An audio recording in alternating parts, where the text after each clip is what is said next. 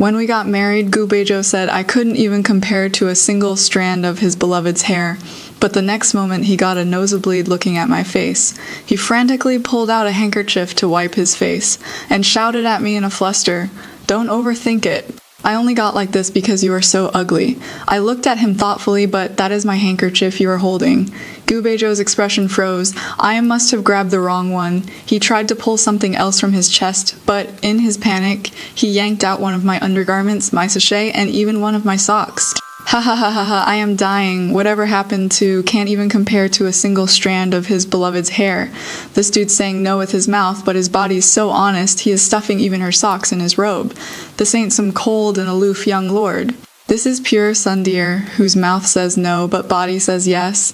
I am calling this self-face slapping move the best comedy of the year. The male lead's face must be swollen from all that slapping. The palace banquet was nearing its end. My mother-in-law insisted I go fetch my husband so we could head home together. She said it'd be best if we could make a baby tonight. I reluctantly went over, and happened to overhear Gubejo talking about me with his friend. "Brother Giyu, I heard that since you got married, you haven't seen your bride even once, leaving her to sleep alone every night. Aren't you being too heartless?" Gubejo let out a cold scoff with an impatient look. "It is not like you don't know I've been searching for Chinger all along. I am keeping myself pure for her, so how could I possibly touch another woman?" Haha, true enough. Besides, I've seen that new wife of yours pleasant looking at best, but nowhere near stunning. She is far from matching the beauties of our capital city. If His Majesty hadn't wanted to keep you in check and deliberately pick some girl from a lowly family for the bestowed marriage. With her looks, she probably couldn't even reach the threshold of the Duke's manor. Gubejo was non-committal naturally. Listening to them play off each other, I felt as if a bucket of cold water had been dumped over my head. On our wedding day, Gubejo sent someone to tell me he was keeping himself for his beloved. He would never touch me. I thought it was just an excuse he made up to brush me off. I never expected it to be true. Since that was the case, I'd better not go court bad luck. I turned around to leave, but accidentally kicked a wine jar by the roadside with a loud shattering sound. Everyone who had been talking suddenly looked toward me in unison. "Well, well, speak of the devil and he shall appear. Brother Giyu, your wife is here, having been spotted." I couldn't hide anymore. I could only brace myself and call out to him, "Husband." The moment these words left my mouth, Gubejo shot to his feet with a whoosh. He came storming towards me. "You've got some nerve? Didn't I tell you long ago that we'd go our separate ways from now on? And you still dare to come find me? Do you really think you are?" As he spoke, Gubejo's tall figure appeared before me. Our eyes met. His voice suddenly came to an abrupt halt. His whole body froze. I avoided his burning gaze, nervously twisting my handkerchief. I said, "It wasn't me. Mother insisted I come to bring you home." After I finished speaking, seeing that Gubejo still had no reaction, I instinctively looked up at him. My heart suddenly jolted. You have a nosebleed." I instinctively handed the handkerchief to Gubejo, but he suddenly grabbed my wrist. I thought he was going to hit me. I said in a panic, "Since you don't want to come home, forget it. I'll go explain to Mother right now." After saying that, I didn't dare look at his reaction either. I yanked my hand back hard and turned to leave, after I had walked far away, seeing that he hadn't followed. I wiped the sweat off my face, finally let out a sigh of relief. After Gubejo stopped his nosebleed, he suddenly became quiet and withdrawn. His friend couldn't help but tease, "Brother Gu, why were you staring blankly just now? Even getting a nosebleed looking at that girl." Gubejo came back to his senses. He awkwardly cleared his throat. "It is all her fault for seducing me. Didn't you guys see her throwing flirty glances at me? She even wore my favorite jasmine fragrance." Quite the schemer. Everyone, his friend's brows furrowed into a knot. "I've known you for over 10 years. And I've never heard you say you liked any fragrance. I think you've been acting really weird ever since you saw her. Don't tell me you are pulling that love at first sight thing like Brother Lugu." Bejo anxiously stood up. "How could that be her? She just has slightly bigger eyes, a slightly slimmer waist, fair skin, and a somewhat pleasant voice." What is there to like? The more he spoke, the more his voice grew hoarse. He fumbled to pick up the bowl to drink, but it was snatched away by his friend. "This one's mine," his friend sighed and patted his shoulder. "It is fine as long as you can think clearly, but you must hold your bottom line. Whatever you do, don't be like Brother Lou. Swore poisonous oaths when he got married, then turned around and stripped to seduce her, pulling his pants down so low they could barely cover his butt. Now I have absolutely no status at home. I am basically an obedient dog, Gu Beijo said with conviction. I would never be like him. That is good. I just saw her looking like she was crying, wiping her tears over there. You absolutely must not go soft-hearted, or all your efforts will be wasted. The words fell. Gu Beijo's smile completely vanished. The hand hanging by his side clenched into a fist. The mentioned Lu Xiao didn't feel embarrassed at all. Instead, he said proudly, I already have a wife, why would I care about status? Think about it, why doesn't she find someone else to be her dog, isn't it? Because she likes me. As for brother GU, I think you should have moved on long ago. That whole pledging yourself in return for saving your life thing was 10 years ago. She's probably long married with kids running around everywhere. You should cherish the person in front of you. I think your wife seems quite nice. As soon as these words came out, the person beside him hurriedly pinched his arm and whispered, Say less, be careful, he turns on you. Everyone knows he is devoted to that chinger or whatever, getting him to give her up only when the sun rises from the west, just as the two were whispering. Gu Beijo murmured to himself, I think so too. The next second, the world went silent. His friends looked at him in disbelief. Brother GU. What did you say? Gu Beijo turned to look at the guard beside him. What did you say? The guard, who was suddenly called out, looked completely confused. Huh? What? My mother has an urgent matter and needs me home. Sorry everyone, I have to leave now. Let's get together another day, Gu Beijo said while hurriedly rushing toward the exit. The guard was a step too late and got stopped by the crowd. What happened at the residence? The guard scratched his head. I don't know either. You can't tell us either. Your duke's residence really has strict family rules. The guard. Does it? After returning to the residence, I took a hot bath, getting ready to have a nice comfortable sleep. But as soon as I stepped out of the bathing room, I got startled. Husband, I didn't expect Gu Beijo to come back at night. My face was completely bare of makeup. I saw him frowning as he looked me up and down. I thought he would mock me like he did at the banquet, but the next second, his face flushed red, he gave a cold snort and said, Haha, you sure have plenty of tricks to seduce people. I looked down at the worn undergarment on my body, washed so many times it had gone fuzzy, and my messy hair, huh? Me, before I could ask, he had already sat down. Mother sent you to find me, so you must have something to say to me. Seeing how straightforward he was, I decided to be direct as well. Mother said the Duke's mansion cannot be without an heir, and wants us to have a child soon. Gu Beijo let out a cold laugh. You want it just because you want it. Am I that easy? I hurriedly nodded and turned to find the booklet I had just collected. I know my husband's heart belongs to someone else, so I naturally wouldn't dare to have any delusions, but Mother pointed out a clear path, and I think it is worth a try.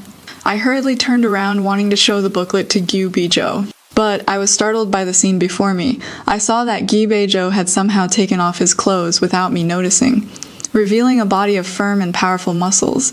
2 drops of water had fallen on his chest, flowing along the lines of his muscles over his abs, until they disappeared into his loose underpants, and vanished from sight. I instinctively swallowed.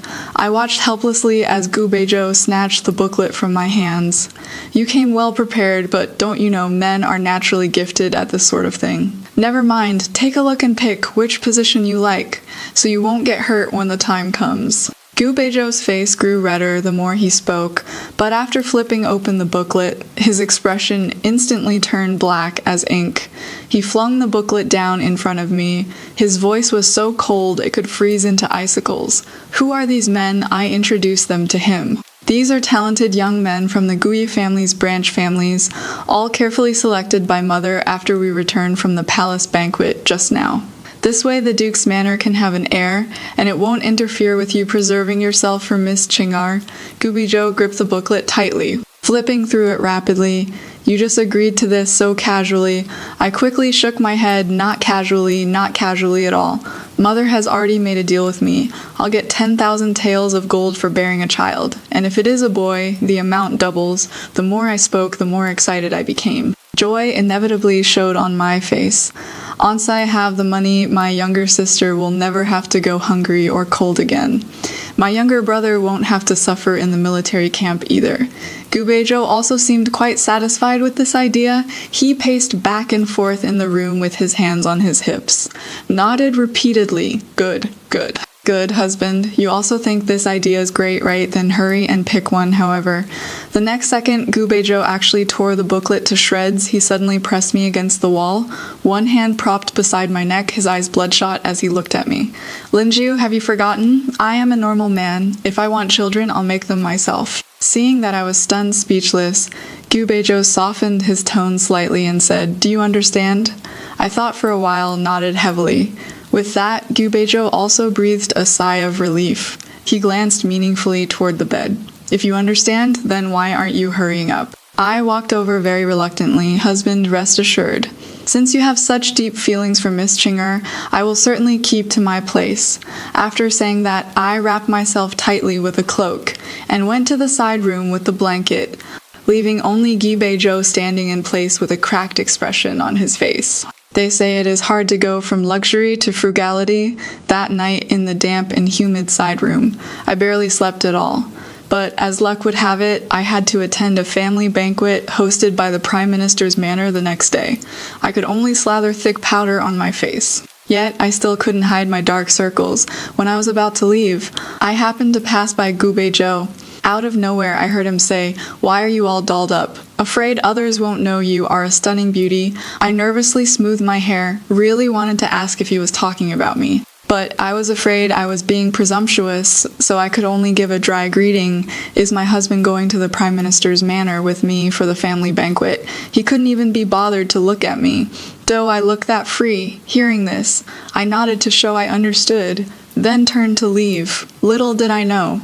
Gubejo thought about it and added, "But since you are new here, you probably can't handle this kind of occasion alone.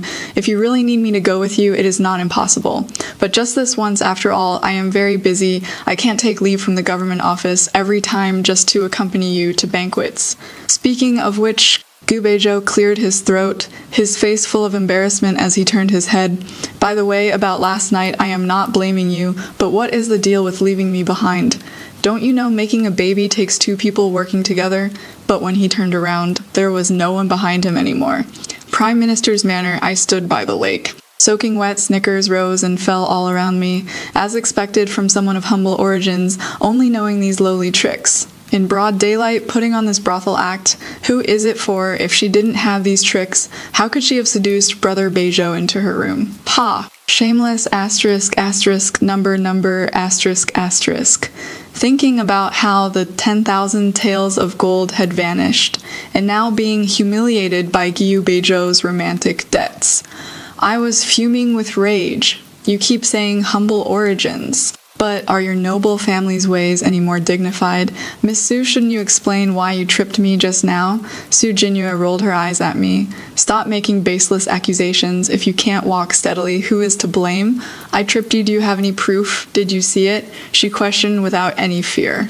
But among so many people, not a single one dared to speak up. They all averted their gazes. I was so angry my blood rushed to my head, yet I was powerless to do anything. Yeah, she is the Prime Minister's legitimate daughter. Who would go against her for my sake? Sucking up to the powerful and trampling the weak. Human nature has always been like this. Things have come to this, to prevent Su Jinhua from doing something even more extreme to me. I hugged myself tightly and turned to leave. Since the Prime Minister's manor doesn't welcome me, there is no need to send invitations to the Duke's manor in the future. But Su Jinhua blocked my way relentlessly. What do you think you are, meddling in the Duke's manor's affairs? Do you really think you are the young lord's wife? With your background, you are not even worthy of carrying my shoes. You all come here and hold her down, don't let her leave, and call everyone from the front courtyard to come watch. As she finished speaking, two maids immediately stepped forward and pinned me down, raising their hands to tear at my clothes. In that moment of utter despair, a tall figure suddenly rushed out from the crowd and kicked Su Jinhua into the river. Gubejo pointed at Su Jinhua and said, in broad daylight, "What bullshit are you spouting? She is not the young lord's wife, so are you? Damn ugly people really do cause the most trouble. You like being watched so much, then stand in the lake and let people watch." As he spoke, he didn't forget to call out to the guards beside him, "Throw everyone who raised a hand or ran their mouth just now into the lake. Without my permission, no one is allowed to come up. Everyone stand up. Young Master Gu's heroic rescue is so cool, it is making me bleed.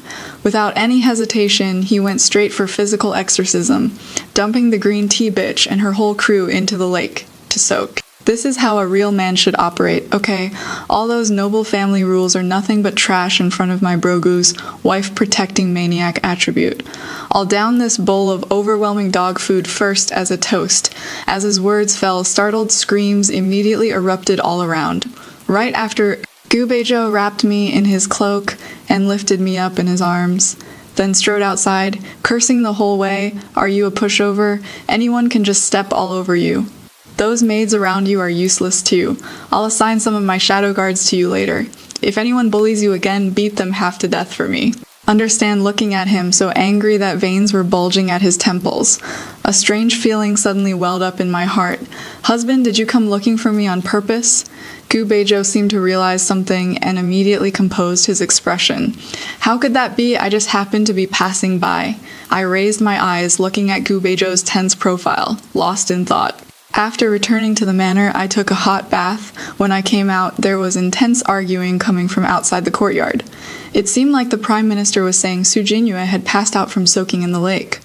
But Gu Beijo's guards wouldn't let anyone get close. He came to demand an explanation. Geijo frowned upon hearing this and was about to go out. I couldn't help but gasp. I let out a hiss. He quickly turned around. "What is wrong?" I shook my head, my face pale. "It is nothing. I probably got scraped when I fell into the water. It is not a big deal." Gu Beijo hurriedly took out a bottle of medicine. "Hurry and show me the wound. I'll apply the medicine for you. They're just minor injuries. How could I trouble my husband with this? Stop talking nonsense. Hurry up." Under his insistence, I had no choice but to carefully undo my belt and take off my outer robe.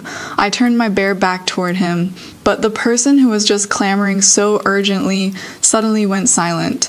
As if his whole being had frozen in place, I bit my lip and spoke in a soft tone. "Husband, is the wound serious?" After I spoke, Gu Beijo spoke as if waking from a dream. "What did you call me, husband? Do you not like me calling you that? Then I'll just, all right, whatever you say. Women are such a hassle." I pursed my lips. I accidentally let out a soft moan. "It hurts so much. How many more times do I need to apply the medicine before it heals?" Gu Beijo's scorching fingertips traced across my back. His voice was low and husky, at least 3, 4, 5, or 6 times, I'd say.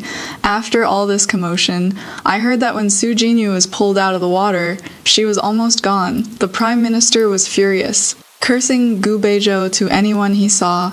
At the same time, Gu Beijo's friend couldn't help but ask him, "Everyone's saying you flew into a rage for a beauty, that you really care about your new wife.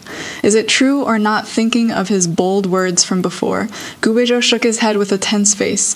"What nonsense. I only helped her to protect the Duke's manor's reputation." His friend breathed a sigh of relief after hearing this. He slapped a hand on his shoulder. "Then I am relieved.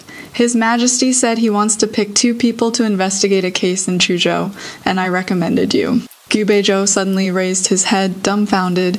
His friend grinned widely. "Look how happy you are. Good brother, no need to thank me." When I saw Gu Beijo come back listlessly, I was a bit puzzled. "Husband, what is wrong with you?" "His Majesty sent me to Chuzhou on official business. Might be gone for half a month." My eyes lit up after hearing this. Really, Gu Beijo's expression suddenly became dangerous. "You seem quite happy." I instinctively shook my head. "No, not at all." Gu Beijo looked like all his strength had been drained, walking into the washroom with a deathly pale face. After half an incense stick's time, I saw him come out. I pointed at the 3 large boxes placed in the room. "Husband, I've packed everything for your trip. When are you leaving?" In just an instant, Gu Beijo's face immediately turned black as charcoal. He said to me furiously, "Lin Zhiyu, you are not even pretending anymore. Packing so fast, can't wait for me to leave. So once I am gone, you can fly off with those pretty boys. Let me tell you, keep dreaming, I am not going anymore." As he spoke, he opened the boxes in a fit of rage. I was planning to take out the clothes inside, but I casually fished out a pink little garment. Gu Beijo froze on the spot. I bit my lip, looking up at him with pleading eyes. "Husband, do you not want to take me with you?" Seeing him standing still, I wiped away non-existent tears from the corner of my eyes. "If you don't want to, I won't go then." I made a move to take the clothes from his hands, but Gu Beijo quickly put them back into the trunk. He casually locked it. turned his head and scolded me. Can't you be a bit more consistent? One moment you want to go, the next you don't. This matter is settled. Hurry up and pack, go to bed early, we leave first thing tomorrow morning, the next day. Everyone was a bit dumbfounded when they saw me appear together with Gyubejo. His brother pulled him aside, asked with a deep frown, "Weren't you going out just to avoid her? Why did you bring her along?" Gyubejo looked troubled. "You know how it is, women, so clingy, crying and making a fuss. I really had no choice." At that moment, a guard nearby couldn't help but interject. "The madam didn't get up this morning. Why did you insist on carrying her? Couldn't you just let her sleep at home?" After those words, his friend looked at Gyubejo. Meaningfully, Gyubejo's face turned red, and then pale. He laughed awkwardly twice. "Oh, right. Why didn't I think of that? This departure was too sudden. I didn't have time to prepare anything for my younger brother who is at the military camp, so I planned to make him a set of clothes on the way." Just as we were about to reach our destination, the clothes were finally finished, but after I woke up, they were gone. I got up to go look for them, but then I saw Gyubejo walking into the carriage wearing them. "How did you know my birthday was coming up, and even specially prepared a gift for me?" I looked at the clothes that were about to be burst open by his chest muscles. I wiped the cold sweat from my forehead. "Doesn't it feel a bit tight? How about you take it off and let me alter it for you?" Gyubejo's face was a bit red from being squeezed. He shifted his shoulders uncomfortably. Loosening his collar, he said, "No need. I think it fits just right." Me, after going outside, everyone was staring at Gyubejo, brother Gijo. "The clothes you are wearing? You think they look good too, Sai?" Linju insisted on making them for me. I had no choice but to wear them. "And that sachet at your waist," although Gyubejo tried hard to suppress the upturned corners of his mouth. The smile still spilled out from the corners of his eyes. "She made that too, it is quite thoughtful. Didn't I always say she is quite capable?" This time she insisted on coming with me, and she has been sparing no effort to please me. Why does she like me so much? After he finished speaking, the group happened to arrive at their destination. A figure shot out like an arrow, leaving the beau little brother-sister watching the siblings embrace. The friend who had been holding back laughter finally couldn't help but say, "Brother G.U., I wanted to say earlier, the character embroidered on your sachet happens to mean little brother in the local dialect. Also, these clothes you are wearing, they seem more fitting for her little brother, don't they?" After Gyubejo heard this, the smile immediately froze on his face. That night, I chatted a lot with my little brother. After going back, I fell asleep the moment my head hit the pillow. In a half-asleep daze, I suddenly felt a bit cold. I groggily opened my eyes and met Gyubejo's sinister gaze head-on. He stood by the bed, looking down at me from above. His expression was so cold it could freeze over. "Sleeping pretty soundly, aren't you?" A shiver ran through me and I was instantly wide awake. You found out already, actually. The clothes were originally made for my younger brother. If you like them, I can just make you another set. Gyubejo looked even angrier. "I don't want leftover fabric from someone else, and your craftsmanship isn't even that good anyway. Who wants it?" Seeing that he was truly angry, I got up to pull him back. "Husband Gu, I didn't mean to do it. Please don't be angry." Okay, with my movement, the blanket on me slipped off, revealing the sleeveless nightgown I made with my own hands. The next second, Gyubejo froze completely, staring straight at me. 2 streams of nosebleed trickled down. He fumbled frantically to pull out a handkerchief from his chest to wipe it, explaining in a flustered panic, "Don't get the wrong idea, you just startled me, wearing so little to seduce me. How could you even think of that?" I stared at him for a long while. I spoke up timidly. "But that seems to be my handkerchief you are holding." Gyubejo's expression froze. I must have grabbed the wrong one. He tried to take something else from his chest, but in his panic he pulled out one of my undergarments, my sachet, and even one of my socks. I was stunned for a moment. I looked up at Gyubejo. At a loss, my red lips parted slightly.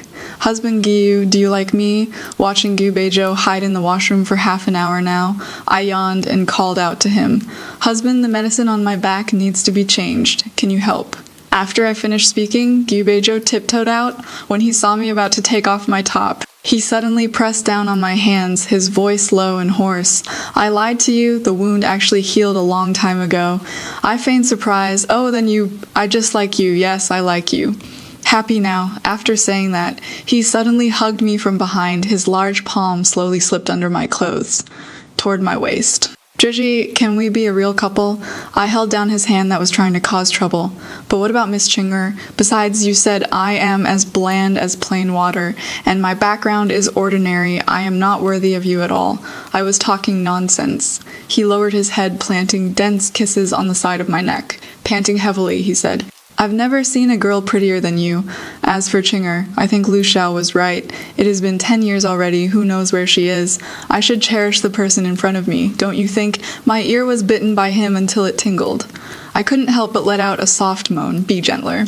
As soon as those words came out, Gu Beizhou seemed to have been encouraged. He directly flipped over and pressed me beneath him. He charged forward recklessly like a young greenhorn, nibbling on me without restraint, while fumbling to take off his pants just as the temperature in the room was rising steadily. Suddenly, there was violent knocking at the door outside. Lord Jiyu, there is a young lady outside claiming to be Chinger, requesting an audience. As I walked toward the main gate with Gu Beizhou, me heart was in turmoil the whole time. After seeing Chinger in person, it sank even further to rock bottom. Brother Beizhou, I've finally found you. That person came running toward Gu Beizhou. Gu Beizhou's expression stiffened. He immediately dodged nimbly. Lin Wangxing stumbled. Luckily, she steadied herself in time, or she would have fallen flat on her face. A flash of embarrassment crossed her face, but it vanished in an instant. She quickly put on a smile and called out to me, Sister, you are here too. Brother Beizhou, look, this is the jade pendant you gave me back then. And this letter too, I've kept them both very well. If it weren't for Sister, we could have reunited long ago. When she got to the sad part, she glanced at me with a look of regret. Her lips quivered as if about to cry. I let out a cold laugh. If that is the case, why did you refuse to marry him back then, making such a fuss about dying, insisting that I take your place? It is all because I heard that Brother Beizhou already has someone in his heart. I didn't want to break up a pair of lovebirds, and besides, I've always had someone I've been thinking about too. Now everything's fine. I know Brother Beizhou is the one I've been waiting for. Sister, shouldn't you return what belongs to me now? Lin Wangxing not only inherited her concubine mother's beauty, she also learned 90% of her mother's ways. Whenever her tears fell, there was almost no man she couldn't win over. Even father favored her, this illegitimate daughter, in everything, seeing that I ignored her. Lin Wangxing turned to look at Gu Beizhou with a young girl's coquettish expression. She called him brother. When I saved you back then, you said you'd marry me when you grew up. The token is right here. You wouldn't go back on your word, would you? If I said I had no expectations for Gu Beizhou at all, that would be a lie. But in the end, he was just like other men. He only gave me a troubled glance. His thin lips uttered a few words. Of course, I won't. That is great. Then hurry up and write the divorce document for Sister. That night, Gu Beizhou didn't come home all night. I lay on the bed, my mind replaying how he had just held me, while kissing me, while affectionately calling me Gigi. Suddenly it felt like a dream. Why, after all this time, Lin Wangxing is still the same as before, able to effortlessly take away everything I have. The next day, Lin Wangxing appeared before me with a smug look on her face. Your mother couldn't beat my mother, and you can't beat me. So what if you are the legitimate daughter? You deserve to be trampled under my feet for the rest of your life. What? Unhappy? Even if you are unhappy, you can only endure it. After all, your unhappy days are still ahead. A divorced woman sent back home. Who knows who would even want you? By the end, Lin Wangxing couldn't help but laugh out loud. I held back the bitterness in my heart and said, refusing to show weakness, don't get too cocky too soon. We don't know who'll come out on top yet. Ha, still talking tough when death is at your door. In terms of looks, you can't compare to me. And even less so in talent. What, you don't actually think Gu Beizhou would abandon me and want you, an ugly woman, do you? As her words fell, footsteps came from outside the door. Lin Wangxing immediately changed her sharp and mean expression and went to greet him, but very soon her motion to throw herself at him froze. Brother Beizhou, what happened to you? Gu Beizhou sat in a wooden wheelchair. His hands and feet were wrapped in bandages. He said weakly, it is nothing. Just got a minor injury while on duty last night. The divorce matter will have to be postponed for a while. Lin Wangxing probably never expected that the duck about to reach her mouth could still fly away. She stood dazed for a long while, squeezed out a smile and nodded. That is only natural, your health is what matters most. Over the next few days, she kept finding various excuses to go curry favor with Gu Beizhou. As for me, I was busy packing up valuables. converting everything that could be exchanged into banknotes. That night, Lin Wenqing suddenly cornered me in the courtyard. "Sister, can we have a chat?" I furrowed my brow slightly. Not knowing what there was to talk about with her, I turned sideways to avoid her, but Lin Wenqing suddenly fell to the ground. Her almond-shaped eyes immediately squeezed out 2 streams of tears. She questioned me at the top of her lungs. "Sister, why did you push me?" At the same time, the sound of a wheelchair rolling stopped at my courtyard gate. What happened? "Woo-woo, Brother Beijo, please don't blame my sister. She has never liked me since we were little, so it is normal for her to treat me this way. Since my sister is so petty that she can't even tolerate your savior, you might as well just let me leave." Watching Lin Wenqing use her usual tricks, I helplessly lowered my head, acting full of flaws. Yet it worked every single time, especially when Gi Beijo questioned me with a serious face. It only proved this point further. "Gigi, did you force her to say this?" I wanted to explain, but was drowned out by Lin Wenqing's wailing. "Brother Beijo, don't blame my sister. She must be reluctant to give up the title of young lord's wife. That is why she resorted to this. I just got here and she is already trying to harm me. How would I dare marry you? Since that is the case, I'll just treat you as my brother-in-law from now on." What an excellent idea. As Gu Beijo's words fell, Lin Wenqing abruptly stopped her tears, looking at him in disbelief. Even I was stunned the next second. The same Gu Beijo who was just wrapped up like a mummy, as if he would be bedridden for the rest of his life, quickly tore off the bandages on his arms and legs. His arms were fine, my legs aren't lame anymore either. The Oscars owe Geijo a golden statuette to drive away the fake white moonlight. He even pulled off a medical miracle. 1 second he was a half-paralyzed mummy, and the moment he heard she wanted to break off the engagement, the next second he made a miraculous full recovery. Does Lin Wenqing, a green tea bitch of her level, really think she can compete with our main couple? She got totally played by the 2 of them working together. I am dying of laughter. This manipulation is basically a dimensional strike. He strode up to me. "Wife Faye, what are you standing there for?" She said she doesn't want to marry me anymore. "We don't have to divorce." After saying that, he picked me up and spun me around, then cupped my face and kissed me several times. Lin Wenqing cried out in shock, "Wait, Brother Beijo, I was just saying that, that is where you are wrong. By seniority, you should call me brother-in-law now." Lin Wenqing couldn't catch her breath and collapsed heavily to the ground. This time she really fainted. The moment Lin Wenqing woke up, she came to settle scores with me. "I don't care what tricks you used, give Gu Beijo back to me right now." I said nothing, just looked at her calmly. Lin Wenqing said viciously, "If I had known. When I poisoned your mother back then, I should have poisoned you to death too." Hearing her mention my mother, I finally couldn't hold back. I shoved her down and slapped her face again and again, just as blood began to seep from the corner of Lin Wenqing's mouth. She suddenly shouted towards someone behind me, "Brother Beijo, are you sure you want to spend your life with such a vicious woman?" Amid Lin Wenqing's gloating expression, I looked at Gu Beijo with a pitiful, aggrieved face. "Husband, my hand hurts." The next second, Gu Beijo didn't harshly scold me as Lin Wenqing had expected. Instead, he affectionately flicked my nose. "Naughty girl, using that much force, of course it hurts. Why didn't you use a tool to hit her?" Lin Wenqing was completely dumbfounded. "Gu Beijo, I am your lifesaver, really. But I had someone investigate, you can't even swim. How could you have saved me from the river? You investigated me." A flicker of guilt flashed in Lin Wenqing's eyes, but she quickly regained her composure. "Don't you remember these keepsakes? You gave them to me with your own hands." Gu Beijo looked at her as if looking at someone about to die. "Not with my own hands. I secretly slipped them under her pillow.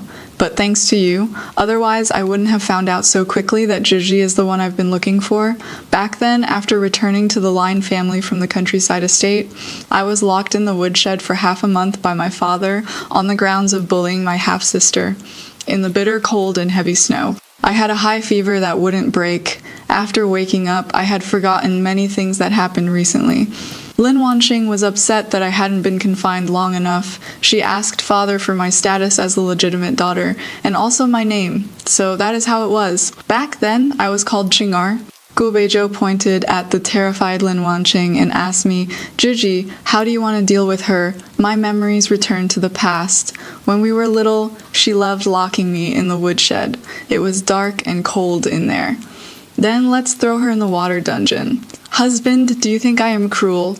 Gubejo wrapped his long arm around my shoulder. My wife is beautiful and kind-hearted. How could she be anything close to cruel?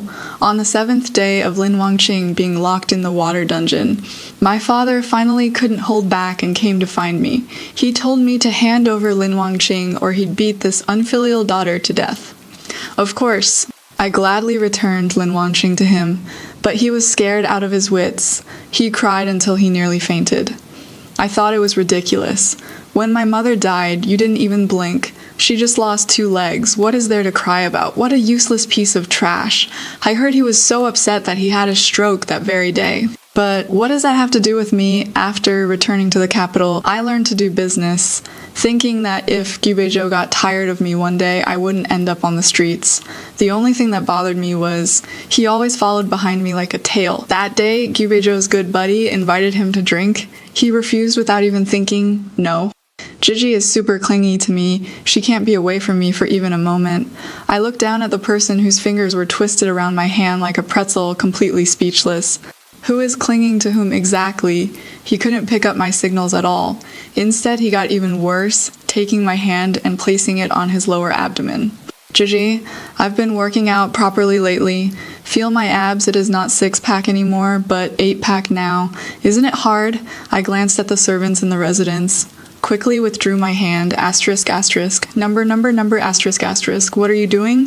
If you've got nothing better to do, just drink more hot water. Gubejo was quite obedient though, drank a whole cup of water, then started squirming around, pulling open his collar, revealing a large expanse of chest muscles. So hot, what did you put in it? I couldn't help but punch him. Gubejo, that is enough, evening. I was at the table learning to do accounts. Gubejo was exercising in the room every time he passed by me. He had one less piece of clothing on before long. He started exercising on the bed. The vigorous movements made the bed creak. At the same time, he let out some strange low pants. I rubbed my heated earlobes, unable to bear it any longer. I walked over and saw that Gubejo had even taken off his pants, with nothing left on his body except a brocade quilt covering his lower abdomen. He struck a seductive pose, inviting me over. Forgot to tell you, I have a cat at home that can do backflips. Wanna see? I crossed my arms, my gaze drifted downward. The cat you were talking about wouldn't be under the blanket, would it? Gubejo saw my serious expression. He pouted, said with reddened eyes, I hate that you are such a blockhead. I couldn't help but burst out laughing with a PFFT. I lowered the bed curtains and crawled inside. Alright. I was just teasing you. Why don't you hurry up and let your cat out so I can have a look? As it turned out, Gubejo's cat was indeed quite interesting. Xiaoyi official explanation: the intimate undergarment worn by women in ancient China, which has had various names throughout history, is collectively referred to as xiaoyi. It was mainly used to cover the chest and abdomen worn close to the body and was an extremely private personal garment, often made of soft fabrics, such as silk and embroidered with patterns. Ladies, this is basically the ancient version of Victoria's Secret. In that era of strict feudal ethics, this thing was absolutely a super private limited edition item. Forget about showing it off if any man other than your own husband touched it. That would be a total social death disaster. This guy Gubejo talks tough saying he hates her, but he actually kept his wife's xiaoyi socks and sachet all hidden close to his chest. If this were modern times, he'd totally be treated as a pervert and hauled off to the police station. Okay, but since it is our own aloof hubby, we can only reluctantly call it the exclusive collection hobby of a pure love war god Tilda.